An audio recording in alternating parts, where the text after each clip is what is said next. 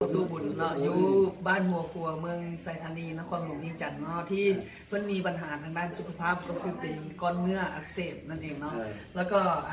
อยากให้พ่อตู้เราเบิ่งว่าอาการที่จากเมื่อก่อนเป็นอะไรเนาะแล้วก็หลังจากกินแฮปปี้วันเขาแล้วเป็นอะไรอันนี้มือมีว่าสักยาแล้วมันก้อนซีนอักเสบแล้วไปห้องหมอเขาว่าก้อนซีนอักเสบเนาะแล้วไปปวดห้องหมอเขาบอกได้กินยาเนี่ยมันจะเข้าต้านยาต้านเชื้อซื่อมาแล้วก็มานี่มาเข้าน้ำ2 ถุงแล้วก็มากินยาอันนี้เลยเบาไปแล้วก็เลยกินอันนี้มาลูกเอามาให้กินก็มด3-4 กล่องนี้อันนี้เหมือนสมุนไพรปีวันบอกมันมีแต่กินได้ตัวเดียวนี่บอกบ่ได้กินตัวอื่นเลยบ่ได้กินได้ตัวเดียวนี้ก็เบามาก็พออยู่จังซี่ละก็ย่างจุกจิจุกจ้าไปจังซี่ละเมื่อก่อนนี่ต้องนอนกับที่เลยไว้อันนี้คือเบิดหน้าขานี่ใครเมื่อบ่สามารถนั่งได้เลยคุณมือนี่ก็สามารถลุกขึ้นได้ย่างได้ไปได้มาได้ไปได้มาได้คืออยู่กันที่ศาลนี่แหละไปเที่ยวได้ว่าจังไป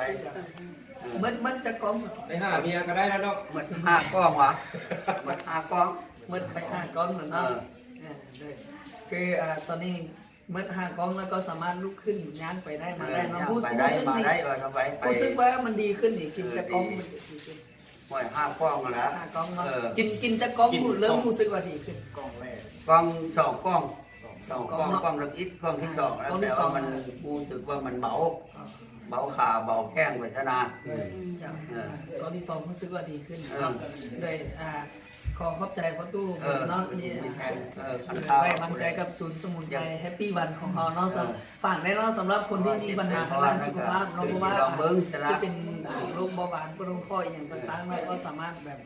ติดต่อสอบถามกับทีมงานของพวกเราได้เนาะว่าเราก็มีทีมงานคอยให้คำปรึกษา